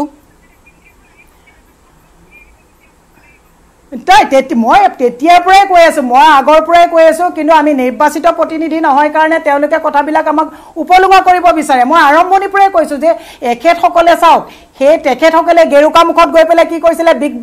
ডেম নহ'ব বুলি কৈছিলে। এতিয়াতো তেওঁলোকে অসমৰ মানুহক আকৌ দিবাঙত ব্যৱসায় কৰি দিবাং নদী বান্ধ কৰি পেলাই আকৌ আমাৰ অসমৰ খিলঞ্জীয়াৰ কোনো কথাই এওঁলোকে চিন্তা নকৰে। গোটেই অসম ধ্বংস হৈ যাওক, তেওঁলোকে খালি বিজনেছটো কৰিব লাগে। গতিকে মই এটা কথা কৈছোঁ, আপোনাৰ কথা বিৰতি লম, বিৰতি এটা সময় হৈছে, তাৰপিছত মই উত্তৰটো নিশ্চয়কৈ বিচাৰিম ঋতুপৰ্ণ শৰ্মাৰ পৰা। এটা বিৰতিৰ সময়। চুৰিয়া চিমেণ্ট ব্যৱহাৰ কৰিলে ঘৰ 50% অধিক মজবুত হয়। আপোনাৰ ঘৰ অটুট হলে হ'ব অটুট অসম। চুৰিয়া চিমেণ্ট, অটুট ঘৰ, অটুট অসম। তাৰপিছত পুনৰ স্বাগতম জনাইছোঁ ঋতুপৰ্ণ শৰ্মা। যিহেতু ইয়াৰ পূৰ্বে মই এটা প্ৰসংগ উত্থাপন কৰিছোঁ যে কাৰ বিনিময়ত ক্লজ 6ৰ খুব এটা ঘোষণা কৰা আছিল, এটা প্ৰতিশ্ৰুতি দিয়া হৈছিল, অকল কাখন পাছ কৰিবলৈ এইখিনি কৰা হৈছিল নেকি? তেতিয়া সেই প্ৰতিশ্ৰুতি, মই সদিচ্ছাৰ প্ৰশ্ন উত্থাপন কৰা নাই, একে খৰধৰ কৰা প্ৰতিশ্ৰুতিটো সেইবাবে হৈছিল নেকি? নহয়, শুনক, আপুনি ইয়াক খৰধৰ কৰাৰ প্ৰতিশ্ৰুতি বুলি কয়। মই কওঁ যে আমাৰ চৰকাৰখনে খুব সোনকালে দীৰ্ঘকালীন সমস্যাবিলাকৰ এক স্থায়ী সমাধানৰ বাট মুকলোৱাৰ এটা প্ৰচেষ্টা বুলি মই কওঁ। এতিয়া অনাহকত আৰু অসম চুক্তি আৰু 6 নং দফাত একাকাৰ নকৰিবলৈ মই অনুৰোধ জনাইছোঁ। এখন সম্পূৰ্ণ বিধিসম্মতভাৱে হৈ গ'ল। যেতিয়া আপোনালোকে বিভিন্ন মাধ্যমত কথাটো যেতিয়া ওলালে মানুহে বক্তব্য দিবলৈ যাওঁতে সেই ধৰণৰ কথাবিলাক প্ৰকাশ পায়। এতিয়া মই ক'ব বিচৰা কথাটো হ'ল যে সম্পূৰ্ণ বিধি ব্যৱস্থাৰ মাধ্যমেদি মানে গণতান্ত্ৰিকভাৱে গৃহীত হোৱা এখন সৰ্বভাৰতীয় পৰ্যায়ৰ এখন আইন হ'ল সি অকল অসমত প্ৰযোজ্য নহয়, গোটেই ভাৰতবৰ্ষতে প্ৰযোজ্য। কিন্তু অসমত এনেকুৱা এটা ধাৰণা দিবলৈ বিচৰা হৈছে আন্দোলনৰ সময়ছোৱাত যে এখন কেৱল অবৈধ বাংলাদেশী মানে বঙালীসকলক মানে সংস্থাপিত কৰাৰ কাৰণেহে অসমত যেন ভাৰতীয় জনতা পাৰ্টীয়ে আইনখন জাপি দিছে। এখন সৰ্বভাৰতীয় পৰ্যায়ৰ আইন। অসম চুক্তিৰ 6 নং দফাটো কেৱল অসমক প্ৰযোজ্য, অসমক লৈ পেলাই কৰা এটা ব্যৱস্থা। আৰু যিহেতু এই ব্যৱস্থাটো কেন্দ্ৰত আমাৰ চৰকাৰ, অসমত আমাৰ চৰকাৰ, অসম চৰকাৰৰ নিৰীক্ষণতেই কেন্দ্ৰীয় চৰকাৰৰ প্ৰত্যক্ষ সহযোগিতাত 6 নং দফা আমি ফলপ্ৰসূ কৰিবই লাগিব। এই ক্ষেত্ৰত অসম চৰকাৰ দায়বদ্ধ। আমি 1 ইঞ্চিও তাৰ পৰা পিছলি অহাৰ মানে পিছ হুমকি অহাৰ প্ৰশ্ন আহিবই নোৱাৰে। গতিকে মই ক'ব বিচৰা কথাটো হ'ল যে চৰকাৰৰ আউটত অহা 6 নং দফাত অন্তৰ্ভুক্ত হ'ব লগা যিবিলাক বিষয়, নিৰ্দিষ্টকৈ কিবিলাক বিষয় আছে প্ৰতিবেদন প্ৰকাশ নোপোৱালৈকে আপুনিও ক'ব নোৱাৰে, ময়ো ক'ব নোৱাৰোঁ। আছুৱে যিখন প্ৰতিবেদন প্ৰকাশ কৰিছে, ঠিক আছে মানি লৈছোঁ, তেখেতসকলে কৈছে যিহেতু তেখেতসকল সদস্য আছিল, সেইখনে সঁচা প্ৰতিবেদন কোনে জানে। কিন্তু প্ৰতিবেদনত থাকিব পৰা সম্ভাৱ্য যিকোনো বস্তু এটা আমি ধাৰণা কৰি ল'ব পাৰোঁ। তেনেকুৱা বহু বিষয় অসম চৰকাৰে ইতিমধ্যে সেইবিলাকৰ স্থায়ী সমাধানৰ বাবে ব্যৱস্থা হাতত লৈছে। মই ইতিমধ্যে কিছু কথা উল্লেখ কৰিছোঁ, সময় পালে মই এইবিলাক মই নিৰ্দিষ্টভাৱে মই আমি আজি বিষয়টোৰ কথাখিনি শুনিলোঁ। মানে মই তেখেতৰ দুটামান প্ৰশ্ন বা তেখেতে কেইটামান প্ৰশ্ন বিষয় আনিছে, মই উত্তৰটো দি লৈছোঁ বা মই কৈ লৈছোঁ। তেখেতে কৈছে যে কৰোণাৰ কাৰণে আজি প্ৰতিবেদনখন 7 মাহ ধৰি পেলাই ৰাখিবলগীয়া হৈছে। কেন্দ্ৰীয় চৰকাৰ ৰাজ্য চৰকাৰে কৰোণাৰ কাৰণে কোনো কাম তেওঁলোকে ৰখাই থোৱা নাই। আজি সম্পদ বিক্ৰী কৰা কাম কিন্তু কেন্দ্ৰীয় চৰকাৰে সমানে চলাই গৈ আছে, কোনোটো কামেই তেওঁলোকে এৰি দিয়া নাই। দেশখন কেনেকৈ বিক্ৰী কৰিব পাৰি, তাৰ কাৰণে দেশৰ সম্পদ কেনেকৈ বিক্ৰী কৰিব পাৰি, এটা কাম তেওঁলোকে পেলাই ৰখা নাই। গতিকে এইখন কাম আজি 6 নং দফাৰ প্ৰতিবেদন উচ্চস্তৰীয় কমিটিৰ প্ৰতিবেদন কিন্তু ৰূপায়ণ কৰিব কৰিবলৈ যাতে তেওঁলোকৰ কৰোনাৰ বিষয়টো আহি গৈছে 1 নম্বৰ 2 নম্বৰ বিষয়টো হৈছে তেখেতে ক'লে কাখন আৰু অসম চুক্তিক একাকাৰ কৰিব নালাগে কাখন আনিয়ে অসম চুক্তিৰ 5 নং দফাত ভাইলেট কৰা আছে আজি অসম চুক্তিৰ 5 নং দফা আৰু 6 নং দফা হৈছে আত্মা আৰু অসম চুক্তিৰ 5 নং দফাক যদি আমি ভংগ কৰো আমি যদি অসম চুক্তিৰ 5 নং দফাক নস্যাৎ কৰো তে 6 নং দফা ৰূপায়ণ কৰিবলৈ যোৱাটোৱে অৰ্থহীন আমি তেতিয়া ভাবিছিলো 5 নং দফা কা আইন গৃহীত কৰাৰ জৰিয়তে 5 নং দফা যি উল্লেখ আছিল 1971 চনৰ 25 মাৰ্চ ভিত্তিবৰ্ষ আছিল সেয়া তেওঁলোকে ভংগ কৰিলে 2014 চনৰ 31 ডিসেম্বৰ কৰিলে প্ৰথম ভংগ কৰিলে তাত তাৰপিছত তেওঁলোকে 6 নং তথাপিও তেওঁলোকে আপুনি কোৱাৰ দৰে 6 নং দফাৰ কথা তেওঁলোকে কৈ মানুহক বিভ্ৰান্ত কৰাৰ চেষ্টা কৰিলে মানুহক ডাইভাৰ্ট কৰিলে কা আন্দোলনৰ পৰা মানুহৰ মন আঁতৰাবৰ কাৰণে তেওঁলোকে 6 নং দফাৰ বিষয়টো দাঙি ধৰিলে আমি ভাবিলো সঁচাকৈ খিলঞ্জীয়া মানুহক তেওঁলোকে সুৰক্ষা দিব খিলঞ্জীয়া মানুহৰ সুৰক্ষাৰ কাৰণে তেওঁলোকে প্ৰতিবেদন প্ৰস্তুত কৰিলে তেওঁলোকে বনাই দিয়া কমিটিয়ে তাৰপিছত সেই কমিটি 5 মাহ 7 মাহ ধৰি তেওঁলোকে তাত মানে মকৰা জাল ধৰিলে সেই কমিটিৰ প্ৰতিবেদন সেই প্ৰতিবেদন তেওঁলোকে কেন্দ্ৰীয় চৰকাৰলৈকে প্ৰেৰণ কৰিলে এই হৈছে তেওঁলোকৰ অসমৰ খিলঞ্জীয়া মানুহৰ প্ৰতি থকা তেওঁলোকৰ দায়বদ্ধতা আমি ভাবিছো যে কাৰণ তেওঁলোকৰ কেন্দ্ৰীয় গৃহমন্ত্ৰী আৰু প্ৰধানমন্ত্ৰী ডাঙৰীয়া কোৱা পিছতো অসমৰ মুখ্যমন্ত্ৰী ডাঙৰীয়া বাৰে বাৰে কোৱা পিছতো কিন্তু এই প্ৰতিবেদনখন তেওঁলোকে ৰূপায়ণ কৰিবৰ কাৰণে কোনো তেওঁলোকে প্ৰচেষ্টা হাতত নললে আৰু এই যে সংঘৰত জল পাটপট হৈ গ'ল সংঘৰত স্পষ্ট হৈ গ'ল যে অসম চৰকাৰ আৰু কেন্দ্ৰীয় চৰকাৰে যিমানে কথা নকক এই গোটেই কথাবোৰ আছিল মিথ্যাচাৰ গোটেই কথাবোৰ আছিল মিছা অসমৰ জাতি ৰক্ষাৰ কথা তেওঁলোকৰ আছিল মাত্ৰ আভুৱা ভৰা কিছুমান শ্লোগান তেওঁলোকে অসমৰ মানুহৰ খিলঞ্জীয়া মানুহৰ অসমীয়া ভাষী মানুহৰ অসমৰ মানুহৰ তেওঁলোকে ৰক্ষণাবেক্ষণৰ কাৰণে কোনো ব্যৱস্থা গ্ৰহণ নকৰে কাৰণ তেওঁলোকে মাৰিবলৈ কৈছে কেন্দ্ৰ অসমত 15 বছৰ কংগ্ৰেছ চৰকাৰ আছিল কিন্তু মই তেওঁলোকক সুধিছো আজি বিজেপি চৰকাৰ কেন্দ্ৰত 12টা বছৰ হ'ল 12টা বছৰত অসম চুক্তিৰ কোনটো দফা ৰূপায়ণ কৰা হ'ল তেওঁলোকে আমাক জনাওক আৰু যিখিনি অসম চুক্তিৰ এতিয়ালৈকে যিমানটা দফা ৰূপায়ণ কৰা আছে একমাত্ৰ কংগ্ৰেছ চৰকাৰৰ দিনত ৰূপায়ণ কৰা আছে অসম চুক্তিৰ বাকী কেইটা দফা আপুনি যদি যায় শংকৰদেৱ কলাক্ষেত্ৰৰ পৰা নুমলীগড় ৰিফাইনাৰীলৈকে আটাইবোৰ বিষয় কিন্তু একমাত্ৰ কংগ্ৰেছ চৰকাৰৰ দিনত এইবোৰ ৰূপায়ণ কৰা হৈছিল পৰৱৰ্তী সময়ত এনআৰসি প্ৰস্তুত কৰাৰ কাম কংগ্ৰেছ চৰকাৰে আৰম্ভ কৰিছিল যদি আমি কৈছো যে এওঁলোকে কোনো কাম অসম চুক্তি ৰূপায়ণ নকৰে চৰকাৰ উফৰি যাব যদি অসম চুক্তিৰ 6 নং দফা ৰূপায়ণ কৰিবলৈ যায় বিজেপি চৰকাৰক অবৈধ হিন্দু বাংলাদেশে উফৰাই দিব সেই ভয়তে তেওঁলোকে অসম চুক্তিৰ 6 নং দফা তেওঁলোকে ৰূপায়ণ কৰিবলৈ তেওঁলোকৰ সাহস নাই আজি অসমৰ আমি কৈছো বিজেপি চৰকাৰে আজি অসমৰ ৰাইজৰ ওচৰত ক্ষমা খুজক সোণোৱাল চৰকাৰৰ প্ৰয়োজনত অসমৰ মুখ্যমন্ত্ৰী ডাঙৰীয়াই পদত্যাগ কৰক তেওঁলোকে যে মিছা কথা যে কৈছিল অসমৰ ৰাইজৰ ওচৰত যে পদত্যাগ কৰি দাবী জনাইছে কংগ্ৰেছ মুখপাত্ৰজনে ক্ষমা খোজাৰ কথা কৈছে মই এই কথাটো শুনি অলপ মোৰ হাঁহি উঠিছে যে ক্ষমা কোনে খুজিব লাগে এতিয়া কা আন্দোলনৰ গইনা লৈ পেলাই যি ধৰণেৰে যোৱা 5 মাহ আগত কংগ্ৰেছ বাওঁপন্থী শিবিৰ আৰু একাংশ প্ৰতিক্ৰিয়াশীল চক্ৰই অসমত বিজেপিৰ বিৰোধিতাৰ নামত গোটেই অসমখন এফালৰ পৰা জ্বলাই চাৰখাৰ কৰিলে মোক এজন এনেকুৱা বঙালী মানুহ আপুনি কংগ্ৰেছে নহয় কংগ্ৰেছে ওচৰত আছিল কংগ্ৰেছৰ সম্পূৰ্ণ আমি যদি আপোনালোকৰ যুৱ কংগ্ৰেছৰ নেতা আপোনালোকৰ যুৱ কংগ্ৰেছৰ নেতা ধৰা পৰিছে টিভিৰ কেমেৰাত যুৱ কংগ্ৰেছৰ সেইটো নহয় আজি মই সেই বিতৰ্কলৈ নাযাওঁ কাৰ কথা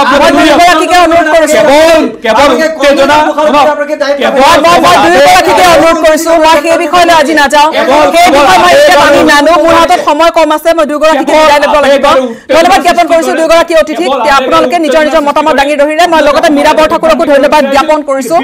কিন্তু এই মুহূৰ্তত আটাইতকৈ কথাটো হৈছে আজি সংসদত ভাৰতীয় জনতা পাৰ্টি চৰকাৰখনে আজি এটা কথা স্পষ্ট হৈছে যে সংসদত আসলতে কি স্থিতিত আছে যি ধৰণে চৰকাৰে হয়তো অসম চৰকাৰে এইখিনি কথা হয়তো খোলাখুলিকৈ ক'ব পাৰিলেহেঁতেন মই পুনৰবাৰ কৈছো যে হয়তো ক'ব পাৰিলেহেঁতেন যে কি পৰ্যায়ত আছে কিন্তু আছুৱে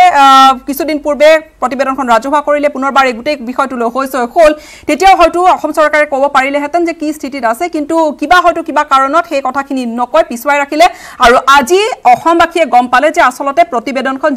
এখন উচ্চস্তৰীয় কমিটিয়ে তৈয়াৰ কৰি উলিয়াইছিলে সেই প্ৰতিবেদনখন আসলতে এতিয়ালৈকে কেন্দ্ৰৰ হাতত গৈ পোৱা নাই অৰ্থাৎ হয়তো বিজেপিয়ে কোৱাৰ ধৰণে 2 বছৰৰ সময় আছে হয়তো 24 মাহৰ লাষ্ট সপ্তাহটোলৈকে আমি হয়তো ৰ'ব লাগিব পাৰে যিখিনি বিজেপিৰ মুখপাত্ৰগৰাকীয়ে কৈছে আমি তাৰ পৰা সেইখিনি কথা অনুমান কৰিছো হয়তো আমি তেতিয়ালৈকে হয়তো অনুমান কৰিছো যে আমি ৰ'ব লগা হয়তো হ'ব পাৰে কিয়নো এতিয়াও আজি লোকসভাত এতিয়া গৈ পোৱা নাই মই মিছা কৈছো নেকি আমি হয়তো লোকসভাত আজি যিজন আমি হয়তো আমি একেবাৰে লাষ্ট আমাৰ অসমৰ 9জন সাংসদক বাদ দি পেলাই কোনো এজন সাংসদে কিন্তু সেই কথাটো মানে লোকসভাত উপস্থাপন কৰা নাই সেইজন কিন্তু অসমৰ সাংসদ নহয় তেখেতে অসম চুক্তিৰ কথা উল্লেখ কৰিছিল তাত 6 নং দফাৰ বিদায় ল'ব লাগিব মোৰ সময় ধন্যবাদ জ্ঞাপন কৰিছো এটা বিৰতি হৈছে আৰু এই বিষয়ত বিদায় লৈছো কিন্তু ইয়াৰ পিছতে লৈ আহিছো অৰুণাচল প্ৰদেশত এতিয়া কি ধৰণৰ এটা আশংকা সকলোৰে মনতে খবৰ থাকিব এটা বিৰতিৰ পিছত অৰুণাচল প্ৰদেশত এতিয়া ৰঙা চীনে চকু দিছেহি ভাৰত চীন সীমান্তত চীনে কিছু গতিবিধি আৰম্ভ কৰিছে আৰু সেয়া হৈছে অৰুণাচল প্ৰদেশ বা অৰুণাচল প্ৰদেশৰ যি আন্তঃৰাষ্ট্ৰীয় সীমান্ত অৰুণাচল প্ৰদেশ ভাৰত চীন সীমান্তৰ পৰা 20 কিলোমিটাৰ দূৰত্বত চীনা সৈন্যই তাত অৱস্থিতি লৈছে বা চীনা সৈন্যই তাত গতিবিধি কৰিছে আৰু লাডাখ সীমান্তত যি সময়ত উত্তেজনা বিৰাজ কৰি আছে ঠিক তেনে সময়তে লাডাখৰ সেই উত্তেজনাৰ মাজতে উত্তৰ পূবলৈ এই আশংকা যে উত্তৰ পূৰ্বাঞ্চলত অৰ্থাৎ অৰুণাচল প্ৰদেশৰ পৰা মাত্ৰ 20 কিলোমিটাৰ দূৰত্বত আহি অৱস্থান কৰিছেহি চীনে এতিয়া ইয়াত কেইবাটাও দিশ আহি পৰিছে প্ৰথম কথা যে কালিৰ দিনটোত লোকসভাত ৰাজনাথ সিঙে কেন্দ্ৰীয় গৃহমন্ত্ৰী গৰাকীয়ে স্পষ্ট কৰি দিছে এটা কথা যে চীন সাৱধান হওক কিয়নো ভাৰতীয় সেনাবাহিনী সাজু হৈ আছে তেওঁ এটা কঠোৰ এটা বাৰ্তা এটা দিছে ইতিমধ্যে লোকসভাৰ মজিয়াত যে শান্তিৰ বাবে প্ৰথমে ভাৰতে সাজু হৈ আছে কিন্তু চীনে যি ধৰণৰ মুভমেণ্ট আৰম্ভ কৰিছে ডেফট এৰিয়াত ইনডেফট এৰিয়াত যি ধৰণৰ মুভমেণ্ট আৰম্ভ কৰিছে সেইখিনি কথা ৰাজনাথ সিঙে উল্লেখ কৰিছে কেন্দ্ৰীয় প্ৰতিৰক্ষা মন্ত্ৰীগৰাকীয়ে আৰু এইখিনিতে লগতে এতিয়া অৰুণাচল প্ৰদেশলৈ যদি আমি আহোঁ অৰুণাচল প্ৰদেশত আচলতে প্ৰায় সময় দেখা যায় যে চীনে অৰুণাচল প্ৰদেশক নিজৰ টেৰিটৰি হিচাপে দাবী কৰি আহিছে তেনে পৰিপ্ৰেক্ষিতত অৰুণাচল প্ৰদেশৰ সীমান্তৰ পৰা বা ভাৰত চীন সীমান্তৰ পৰা 20 কিলোমিটাৰ নিলগত চীনা সৈন্যই যি ধৰণে তাত খুপনি পুতিছেহি তাত কি ধৰণৰ আশংকাৰ সৃষ্টি হৈছে মই এই মুহূৰ্তত এই বিষয়ে অধিক কথা পাতিবলৈ বিচাৰিম গ্ৰাউণ্ড জিৰোৰ পৰা সংযুক্ত হ'ম কিছুমান পিছতে মোৰ সতীৰ্থ সাংবাদিক মিণ্টু তামুলীৰ সৈতে ইটানগৰৰ পৰা আৰু লগতে এই মুহূৰ্তত সংযুক্ত হৈছোঁ অৱসৰপ্ৰাপ্ত সেনা বিষয়া ব্ৰিগেডিয়াৰ ৰঞ্জিত বৰঠাকুৰৰ সৈতে ফোনযোগে ৰঞ্জিত বৰঠাকুৰ ডাঙৰীয়া প্ৰথমে স্বাগতম জনাইছোঁ আপোনাক ব্ৰিগেডিয়াৰ বৰঠাকুৰ মই চীনৰ পৰিৱেশটো চীন সীমান্তত যিটো গতিবিধি দেখা গৈছে অৰুণাচল প্ৰদেশৰ এতিয়া পৰিৱেশটো সম্পৰ্কে জানিবলৈ বিচাৰিছোঁ যে শেহতীয়াকৈ ইণ্ডিয়ান ট্ৰুপছৰ মুভমেণ্ট তাত অৱস্থিতি ভাৰতীয় ট্ৰুপছৰ বঢ়াই দিয়া হৈছে কি অনুমান কৰিব পাৰি ইয়াৰ পৰা প্ৰথম কথা মই ক'ব বিচাৰিছোঁ আমাৰ সৈন্য লাষ্ট 5-6 বছৰৰ পৰা অৰুণাচল বৰ্ডাৰত যথেষ্টখিনি আমাৰ সৈন্য আছে আৰু এতিয়া যেহেতু চীন সৈন্যই মোবিলাইজ কৰিছে তেওঁলোকৰ ট্ৰুপছ তেওঁলোকৰ বৰ্ডাৰত আনিছে আমিও এপ্ৰপ্ৰিয়েটলি ডিল কৰিছোঁ এতিয়া চীনৰ উদ্দেশ্য কি সেইটো এটা কথা প্ৰথম কথা চীনে যিটো আমাৰ সাধাৰণ পেঙংছত যিটো আমি কাম কৰিলোঁ 29-30 এইটো চীনৰ যথেষ্ট এফেক্ট কৰিছে মনোবল সাইকলজিকেলি PLL চীনৰ লিডাৰশ্বিপক এফেক্ট কৰিছে সেইবাবে তেওঁলোকে কিবা ইয়াত কৰিব নেকি এইটো প্ৰশ্ন হয় এটা মই পাৰ্চনেলি ভাবোঁ তেওঁলোকে এটা ফ'ৰ্চ এটা ডিফাৰেণ্ট এটা ফ'ৰ্চ দেখাইছে আমাক এটা প্ৰেছাৰ দিব খুজিছে কিন্তু খুব এটা যিটো এটা অপাৰেশ্যন বা এটেক বা তেনেকুৱা কথা নাভাবোঁ যদিও হয় আমাৰ সৈন্য বাহিনী আগৰ তুলনাত বহুতভাৱে ভাল লাইনছ অফ কমিউনিকেশ্যন ভাল এতিয়া অৰুণাচল যাবলৈ যথেষ্ট ইজি হৈছে 2-3খন ব্ৰিজ হৈছে সেইকাৰণে তথাপি আমি ইনফ্ৰাষ্ট্ৰাকচাৰ ৱাইজ আমি চীনতকৈ পিছত তেওঁলোকে বহুত আগৰ পৰা ডেভেলপ কৰিছে ৰোড কমিউনিকেশ্যন ডেভেলপ কৰিলে ছিগনেল কমিউনিকেশ্যন ডেভেলপ কৰিলে তথাপি আমি সেইটোলৈ একো বিশেষ চিন্তা কৰিব নালাগে আমাৰ ট্ৰুপছখিনি এলাৰ্ট তো মই মুঠতে ভাবোঁ এইটো এটা প্ৰেছাৰ টেকটিক্স হ'ব পাৰে ডিফাৰেণ্ট হ'ব পাৰে আমাৰ ওপৰত বৰঠাকুৰ ডাঙৰীয়া যদি আমি ধৰি লওঁ কিবা কাৰণত যদি 20 কিলোমিটাৰ বৰ বেছি দূৰ নহয় 20 কিলোমিটাৰ নিলগত যদি সীমাৰ সিপাৰে যদি চীনা সৈন্যই তাত অৱস্থিতি লৈছেহি আমি ভাৰতীয় সেনাৰ তৰফৰ বা ভাৰতীয় ফ'ৰ্চেছৰ তৰফৰ পৰা আমি কিমান সুবিধাজনক এটা পজিশ্যনত থাকিব পাৰিম বা আমাৰ পজিশ্যনটো কেনেকুৱা হ'ব যে আমি তেওঁলোকৰ ওপৰত নজৰ ৰাখিম লাডাখৰ পৰা বা লাডাখৰ সেইখিনি কথা আৰু অৰুণাচলৰ নিশ্চয়কৈ ভৌগোলিক অৱস্থিতি দুয়োটা ধৰণ একে হ'লেও কিছু পাৰ্থক্য তাত আছে আপুনি ঠিক কথা কৈছে আমাৰ সৈন্য অলৰেডি বৰ্ডাৰত আছে আমাৰ সৈন্য 1126 কিলোমিটাৰ যিটো বৰ্ডাৰ গোটেই এৰিয়াতে আছে ঠিক তেনেকৈ চীন সৈন্যও তাহাঁতৰ এৰিয়াত আছে এতিয়া কথাটো হৈছে ডেফট এৰিয়াৰ পৰা পিছৰ এৰিয়াৰ পৰা চীনৰ সৈন্য আগলৈ আনিছে যিটো আপোনালোকে ৰিপৰ্ট দিছে কি 20 কিলোমিটাৰ ওচৰলৈ তেওঁলোকৰ সৈন্য বাহিনী আহিছে যদি তেওঁলোকে আনিছে আমি সেইটো প্লেন কৰি আমাৰ ট্ৰুপছো ইকুৱেলি এডুকেটলি বৰ্ডাৰ ডিফেন্সত থাকিব অলৰেডি ট্ৰুপছখিনি আছে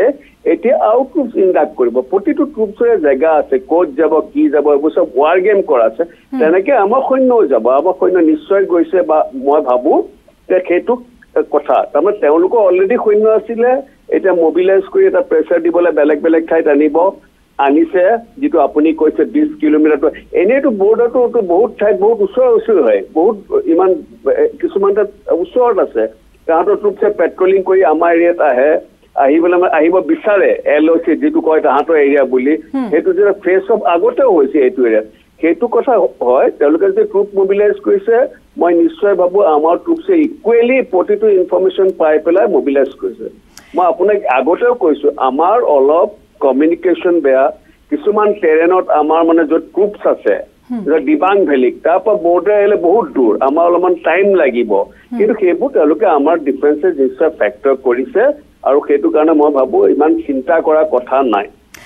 মই এতিয়া লাডাখৰ প্ৰসংগটোলৈ আহিছোঁ লাডাখত ভাৰতীয় সেনাবাহিনীয়ে বা ভাৰতৰ ফালৰ পৰা এটা উচিত প্ৰত্যুত্তৰ এটা দিয়া গৈছে য'ত অকণমান পিছুৱাবলগীয়া হ'ল চীনা আৰু ক'ৰবাত শংকিত হৈ হয়তো অৰুণাচল প্ৰদেশৰ একেবাৰে কাষত আহি তাত খোপনি পুতিছে সি বা এটা ভয় দেখুৱাবলৈ হয়তো এটা চেষ্টা কৰিছে চীনে সেই ধৰণৰ এটা হয়তো প্ৰেছাৰ টেকটিক এটা হ'ব পাৰে আপুনি কোৱাৰ ধৰণেও এতিয়া লাডাখৰ যিটো এটা পজিশ্যন আৰু অৰুণাচল প্ৰদেশৰ সেই ডিবাঙৰ পজিশ্যনে হওক বা আমি বাকীখিনি ঠাইৰ কথা কওঁ দুয়োটাৰ পাৰ্থক্য কি মূল পাৰ্থক্য কি বুলি আপুনি ক'বলৈ বিচাৰে মূল পাৰ্থক্য মই ষ্ট্ৰেটেজিক ক'ব বিচাৰিছোঁ প্ৰথমে চীনৰ কাৰণে এখন যদি লাডাখটো বেছি ইম্পৰ্টেণ্ট কাৰণ তাহাঁতে তাতে আমি লাডাখত যদি আমি ভালকৈ ডমিনেট হৈছোঁ এতিয়া পজিশ্যন হৈছোঁ তেওঁলোকে নিবিচাৰে যে আমি আকছাই চীন বা তাহাঁতৰ এৰিয়াটো ৰাষ্ট্ৰবোৰ ডমিনেট কৰিব পাৰোঁ বাই অবজাৰ্ভেশ্যন যুদ্ধ কৰি নহয় সেইটো এটা ডাঙৰ তাহাঁতৰ কাৰণে লাডাখখন বেছি ষ্ট্ৰেটেজিকেলি ইম্পৰ্টেঞ্চ তাৰ লোকেশ্যন ৱাইজ আমাৰ অৰুণাচল তেওঁলোকে সাধাৰণ টিবেট বুলি ক্লেইম কৰি আছে যদি তেওঁলোকে কৈছে এইটো আমাৰ এৰিয়া তো মই টেকটিকেলি আৰু ষ্ট্ৰেটেজিক চাবলৈ গ'লে দুইখন এৰিয়াৰ ভিতৰত লাডাখটো মই বেছি চীনৰ কাৰণে ইম্পৰ্টেণ্ট বুলি ভাবোঁ সেইকাৰণে আপুনি যদি চাই যিটো ট্ৰান্সগ্ৰেশ্যন হয় তাহাঁতে যিটো তাহাঁতৰ এৰিয়া বুলি কয় আৰু আমি আমাৰ এৰিয়া বুলি কয় যদি হয় মেক্সিমাম সেই লাডাখত হয় পেংগং লেকত হয় গালৱান ভেলীত এতিয়া প্ৰথমবাৰৰ কাৰণে হৈছে উপদেপচাঙত হৈছে এনেকুৱা হয় আমাৰ এৰিয়াটো হৈছে ডকলাম আমাৰ এৰিয়া নহ'লে ভূটানত সেকিন্দ হ'ল তাৰ আগতে আমাৰ এই কিটো লোহিত ভেলীত হৈছে কিন্তু মই ভাবোঁ তেওঁলোকৰ কাৰণে ষ্ট্ৰেটেজিকেলি সেইটো বেছি ইম্পৰ্টেণ্ট কিন্তু ইয়াতো মই এইটো নাই কোৱা কি এইটো ইম্পৰ্টেণ্ট নহয় কিন্তু কম্পেয়াৰটিভলি লেচাৰ ইম্পৰ্টেণ্ট সেইটো কাৰণে তাহাঁতৰ কাৰণে যিটো ডেভেলপমেণ্ট যিটো লাডাখৰ অপজিটত হৈছে তাহাঁতৰ ইয়াতো হৈছে কিন্তু কম্পেয়াৰিং স্লাইটলি লেছ তো মই প্ৰায়ৰিটি ৱাইজ তাহাঁতক লাডাখ বেছি প্ৰায়ৰিটি ওৱান বুলি ক'ম কিন্তু যিহেতু লাডাখত তেওঁলোকে এটা ছেটবেক পালে যেনেকুৱাই নহওক টেকটিকেলি ছেটবেক পাইছে কিবা এটা তেওঁলোকে দেখাবৰ কাৰণে নিজৰ PLAক দেখাব লাগিব গভৰ্ণমেণ্টকে কিবা এটা অকণমান মুভমেণ্ট কৰিব পাৰোঁ আৰু এনেকুৱা ফেচ অফ মানে দুইটা পেট্ৰল তাহাঁতৰ যদি পেট্ৰলেই আমাৰ এৰিয়াত অহা বুলি গম পায় আমাৰ নৰ্মেলি ইমিডিয়েটলি ৰিয়েক্ট কৰে মই আৰু এটা কথা সুধিবলৈ বিচাৰিম দিল্লীৰ পৰা আৰু এটা কঠোৰ বাৰ্তা যাব লাগে নেকি ইতিমধ্যে ৰাজনাথ সিঙে তেখেতে এটা কঠোৰ বাৰ্তা এটা দিছে চীনলৈ কিন্তু যি সময়ত মস্কোত SCOৰ মিটত দুইখন দেশৰ প্ৰতিৰক্ষা মন্ত্ৰী মিলিত হৈছে কিন্তু তাৰ মাজতে আপুনি ভাবেনে ক'ৰবাত অকণমান ওলোটাকৈ পিছফালৰ পৰা অকণমান আক্ৰমণ কৰিবলৈ চেষ্টা কৰিছে চীনে এফালে ডায়লগ হৈছে কিন্তু তাৰ লগতেও ট্ৰুপছ মবিলাইজ কৰি আছে না সেইটো ঠিক কথা কৈছে আমাৰ মেছেজটো ৰাজনাথ সিঙে কৈছে কোনো 1 ইঞ্চিও মাতি নিদো সেই মেছেজটো তেওঁলোকে পাইছে তাৰ পিছতো মই এতিয়া কৈছোঁ তো সাইকোলজিক্যালি তেওঁলোকে এটা অলপ ডাউনত আছে ৱৰ্ল্ডত তেওঁলোকৰ পজিশ্যন বেয়া ইণ্ডিয়াত তেওঁলোকে কেতিয়াও ভবা নাছিলে কি আমি 4 মাহ তেওঁলোকৰ লগত কথা পাতি একো নোপোৱাকৈ আমি সাউথ বেংকক অকুপাই কৰিলোঁ আমি তাৰ পৰা নৰ্থ বেংক খুব ভালকৈ ডমিনেট কৰিছোঁ টেকটিকেলি আমাৰ এটা এডভান্টেজ হৈছে এই মাত্ৰ সেইকাৰণে তেওঁলোকে এটা ফিল হৈছে সেইটো যে আমাৰ মেছেজটো ভালকৈ গৈছে আৰু চাইনাও জানে ইণ্ডিয়ান আৰ্মি এতিয়া ৱেল প্ৰিপেয়াৰ্ড ৱেল ডিফেণ্ডেড কিন্তু মই আকৌ বাৰে বাৰে কৈছোঁ তেওঁলোকে ক'ৰবাত হৈছে আপুনি যেতিয়া 62 পৰা এতিয়া যদি চাই এটা 2017 ডকলামতে 73 ডেজ তেওঁলোক আছিলে তাৰ আগতে বেলেগ বেলেগ ঠাইত তেওঁলোকে 10 দিন 15 দিন এনেকৈ আছে আমাৰ এইটো এৰিয়াটো 4 দিনলৈকে ফেচ অফ হোৱা মই জানো কিবিটো এৰিয়াত যিটো আমাৰ একদম ইষ্টাৰ্ণ ছেক্টৰত হৈছে মানে কি হৈছে কথাটো এনেকুৱা দুইখন দেশৰ ভিতৰত কিছুমান ডিস্পিউটেড এৰিয়া আছে আৰু কিছুমান সেনচিটিভ এৰিয়া আছে মই এই দুটা পাৰ্থক্য আপোনাক ক'বা ডিসপিউটেড মানে দুইখন দেশে মানি লৈছে কি এইকেইটা এৰিয়া আমাৰ মাজত বৰ্ডাৰলৈ ডিফাৰেঞ্চ আছে ফৰ এক্সাম্পল মই ক'ব পাৰোঁ আছাফিলা হ'ব পাৰে মোৰ যি ভাৱ হয় এতিয়া মই পাহৰিছোঁ ঠিক তেনেকে ফিষ্টেল ওৱান যিটো এতিয়া যিটো তাহাঁতে মাজে মাজে আহে সেইটো চেঞ্চিটিভ এৰিয়া ফিষ্টেলটো চেঞ্চিটিভ এৰিয়া তাৰমানে ডিফাৰেঞ্চ আছে কিন্তু ডিফাৰেঞ্চটো ফৰ্মেলাইজ হোৱা নাই কিন্তু ডিছপিউটেড এৰিয়া আছে 5টা হয়তো অল অভাৰ এইটো দুখন কাণ্ট্ৰি কৈছে এইটো বৰ্ডাৰলৈ ডিফাৰেণ্ট কৰে তাহাঁতেও ডিমাণ্ড কৰে আমিও ডিমাণ্ড কৰোঁ সেইটো প্ৰব্লেম আছে সেইটো কাৰণে তাহাঁতৰ পেট্ৰলিং আহে আমাৰ পেট্ৰলিঙো সেইবোৰ এৰিয়াত যায় কিন্তু এতিয়ালৈকে সেই পেট্ৰলিংবোৰ ধুনীয়াকৈ ছেটেল হৈছে কিন্তু আপুনি যদি চাই মে' মাহত লাডাখত ছিকিমত তেওঁলোকে পেট্ৰলৰ লগত হেৰি হ'ল গালোৱানত তাহাঁতে আহি বহি গ'ল তাৰপিছত আমি কাউণ্টাৰ কৰিলোঁ তো এই প্ৰচেছটো যিবোৰ চেঞ্চিটিভ আৰু ডিছপিউট এৰিয়াত হৈ আছে কিন্তু যিবোৰ ডিছপিউটো নহয় চেঞ্চিটিভ নহয় তেনেকুৱা এৰিয়াত অলপ